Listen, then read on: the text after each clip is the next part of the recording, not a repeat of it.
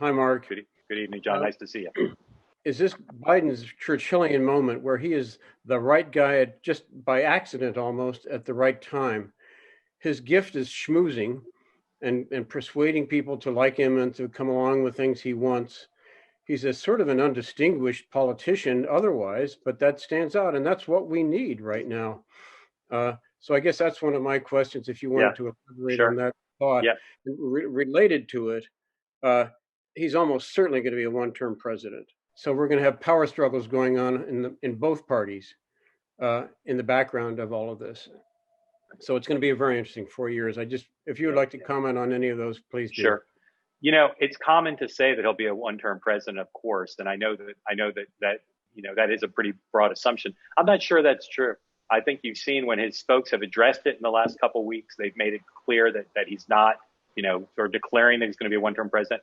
Senator McCain thought about doing this when he was running for president, on the assumption that voters would be more likely to vote for someone his age, around the age of Joe Biden, if they weren't going to, aspire to 2 terms. I don't think, barring any health issues, I don't think Joe Biden is going to declare himself a one-term president anytime. And if we get past the midterms, no one's going to launch a presidential campaign against an incumbent president who hasn't said he's running, or I doubt more than one or two people would do that.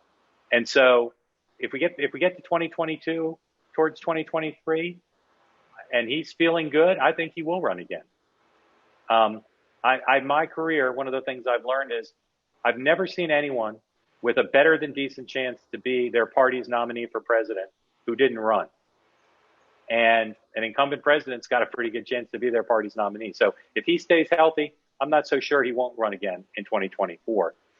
And in terms of his Churchillian moment, I have the highest hopes, and I hope the whole country does, to afford him the presumption of grace and the hope that he will be the right person for this moment. I think he faces a lot of challenges, including the question of whether he understands the modern Congress, the modern Republican Party, the modern Democratic Party, the modern media landscape, and whether he understands the economy, which has not been a subject of great interest to him compared to some other topics. So in terms of style, if he executes his vision of the style of president that he wants to be and that the country needs, which, as you suggest, I think sync up very well, I think it'll be an extraordinarily fortunate moment for America. But I think that's a real challenge. And I think I know that some of you, based on the questions you sent in, are not the hugest Mitch McConnell fan. I think it's going to be a challenge for him if Democrats don't have a majority in the Senate. I think it's going to be a real challenge for him to apply what he can do to change Mitch McConnell's perspective. Joe Biden has proven himself in winning this nomination, and I would argue in winning the presidency, to be a much better inside player than outside player. And I think the metaphor of being in his basement, which the president tried to turn into something negative, I think was more illustrative of where is Joe Biden comfortable? He's comfortable in those kind of settings. Now, he fancies himself a great orator, but had this been a normal campaign, he was never going to draw hundreds of thousands of people around the country to rallies. Most presidents who are successful are extraordinary at inspiring the grassroots, at reaching across the aisle.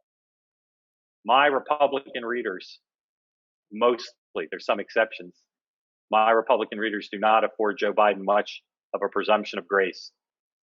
Being Churchillian to me means he's got to win them over. Now, Democrats are going to say that's not fair, or, he's not Trump, and so that's all that matters. Not going to be good enough to put pressure on McConnell, to put pressure on the Congress, to build the kind of consensus we need to meet these challenges. I think he is a pretty good example of someone who typically, Donald Trump tested him, but he typically does afford most people a presumption of grace. Not always, but typically.